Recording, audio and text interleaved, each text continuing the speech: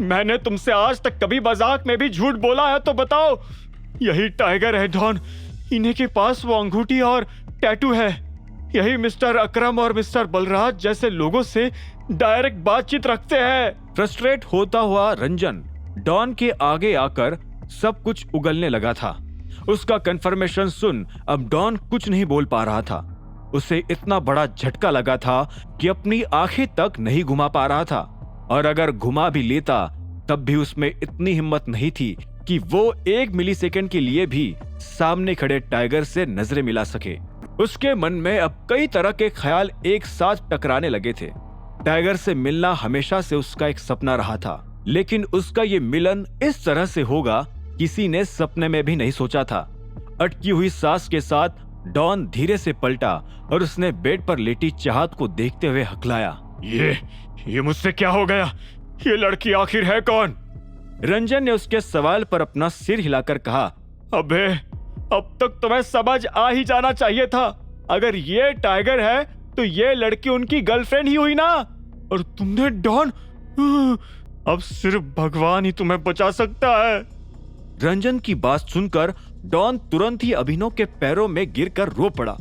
अभिनव ने धीरे से उसका सिर अपने पैरों से उठाया और पूछा, तूने उसे ड्रग्स दिए हैं?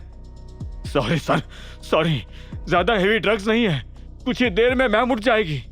डॉन ने हकलाते हुए जवाब दिया, और उसके कपड़े कहाँ हैं? अभिनव के सवाल को सुनते ही डॉन तुरंत ही उठकर कमरे के कोने में चला गया और उसने वहां से चाहत के कपड़े लाकर झुकते हुए अभिनव को वापस थमा दिए। अभिनव ने उन कपड़ों को तुरंत ही उसके हाथों से छीन लिया और वो चाहत के करीब बढ़ने लगा।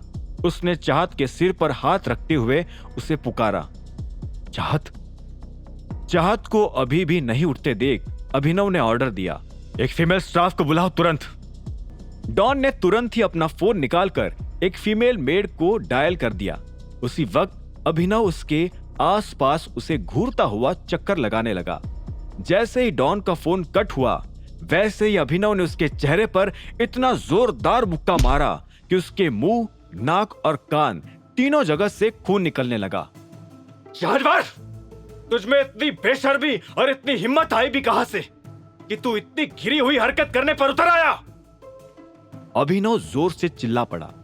उसकी इतनी तेज आवाज पहली बार सुन रंजन भी थरथराते हुए कांपने लगा था। बहुत बड़ी गलती हो गई सर। डॉन अभी भी हकलाते हुए अपनी जिंदगी की भीख मांगे जा रहा था।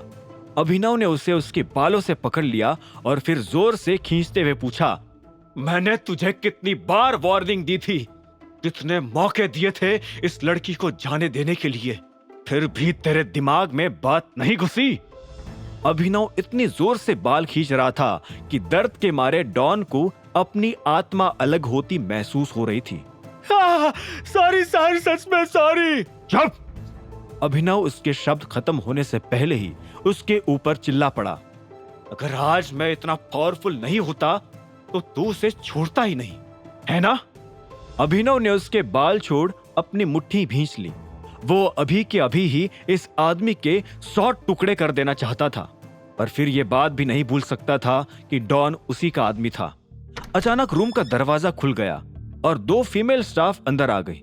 जी सर, बेड पर सोई मैडम को उनके कपड़े पहना दो। रंजन का ऑर्डर सुनते ही दोनों फीमेल स्टाफ अभिनव के हाथ से कपड़े लेकर चाहत को पहनाने लगे।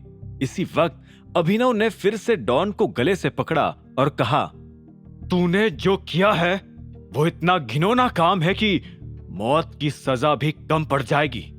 तुझे और भी कड़ी सजा दी जाएगी, इतनी खतरनाक कि तेरा हाल देखकर उन सभी लोगों की रूह कांप जाएगी जो लड़कियों के साथ जबरदस्ती करने की हिम्मत रखते हैं।